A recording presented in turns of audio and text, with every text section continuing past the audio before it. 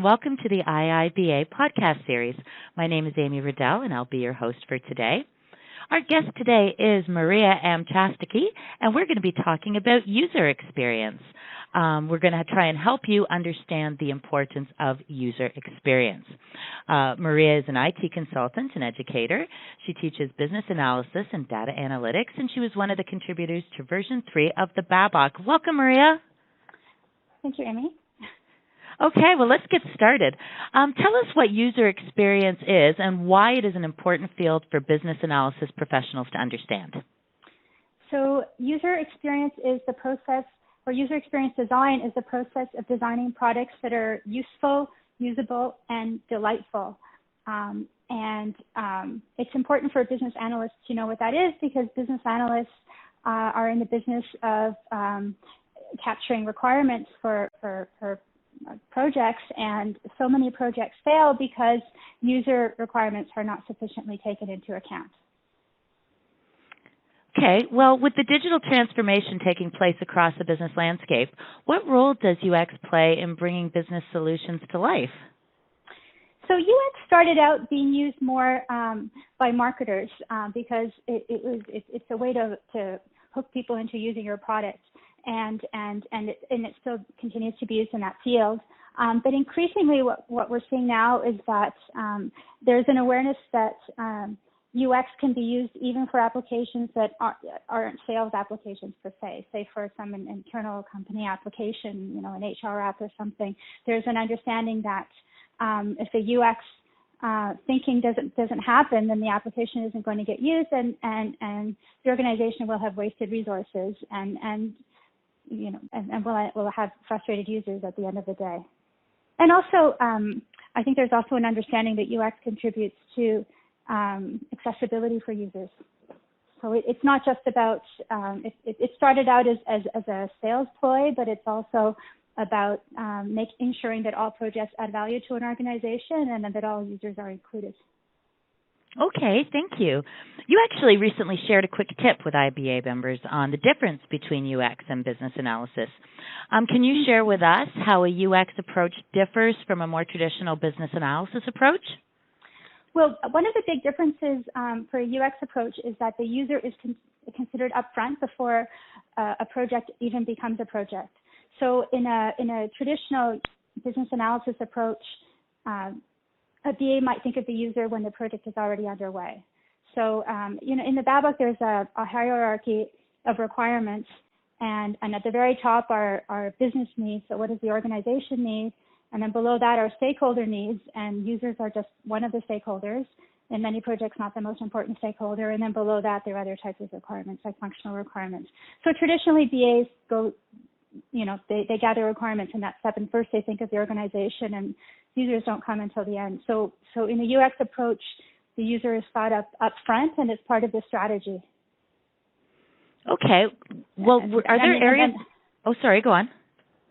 Sorry. So that's one of the differences, and also in a UX approach, there's a difference in terms of when the user sees the product for the first time and gets to try it out. So in traditional waterfall style projects, it's not uncommon. I've seen this many times for users to see the end product for the first time once it's already been developed, and they're told, okay, well, you can take it or you can leave it. And so one of two things is going to happen. One possibility is that the users will, quote unquote, accept it, but then they'll actually never really use it, or there'll be a lot of resistance to change. And the other possibility is that they'll just reject it altogether. And that's something, that's something I've experienced in real life and I've heard of a lot. I teach a software testing course, and one of the things I ask my students to do is to tell me any war stories about a project they worked on where software was developed and the end users refused to use it. And in every class, almost all the students have a story. So this is something that happens all the time. And the other big difference between UX and traditional business analysis, I would say, is the role of the development team in developing the UI. So I used to be a developer, and I love developers dearly, but in a UX approach, the developer would not have a role in designing the UI. It would be done by a UX specialist. And some business analysts do have some expertise in that area. So, and the thing with developers is that if a developer designs the UI, developers they'll often design the UI in such a way that it will reflect the underlying solution, and that's not the way users see the world, right? They don't care that in the back end there's two different databases or whatnot. They just know that the information's in there and they need to get it. So I just think those are the big differences. Are there areas of overlap in the approaches and the techniques used? Yeah, I mean, even if you're following a traditional business analysis approach, techniques such as prototyping, UX professionals do a lot of prototyping. I've done a lot of prototyping as a BA. Usability testing is something that can be done even if you're not specifically using a UX approach. You might just do it. In a traditional approach, you might do usability testing at the end when it's a little bit too late, but I guess it's better than not doing it at all. There's a technique called the personas technique that UX professionals use a lot, and that's where you come up with a stand-in user to represent a typical user.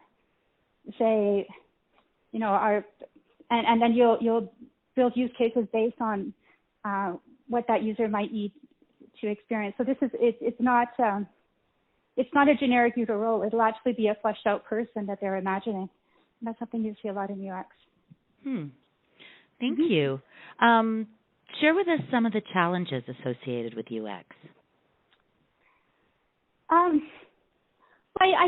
guess it wasn't adopted earlier because there's management often has an attitude that it can force staff who report to them to use an application that's been developed, regardless of how user-friendly it is or not. So management will say, well, it doesn't matter if the users in this organization want to use it or if it's user-friendly to them. It's their job to use it, and they have no choice. So I think that thinking is still very strong.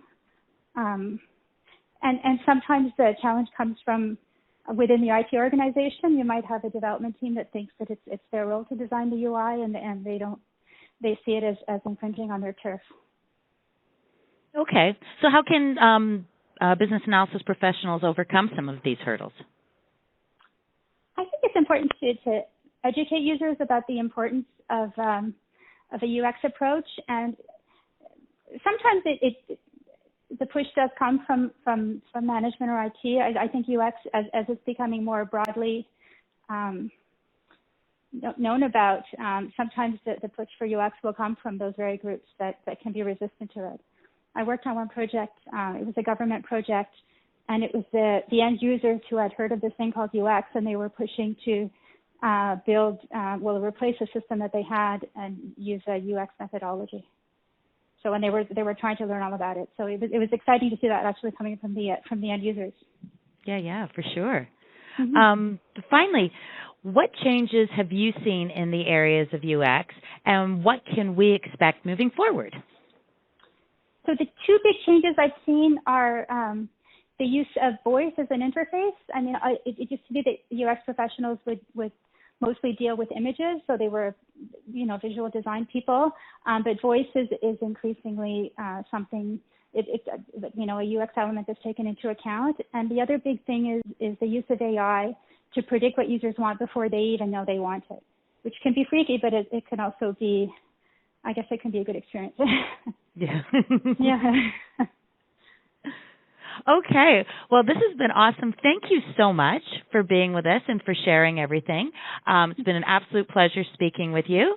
I'd like to also thank the IIBA for sponsoring this podcast series, and we look forward to talking next time. Thank you so much, Maria.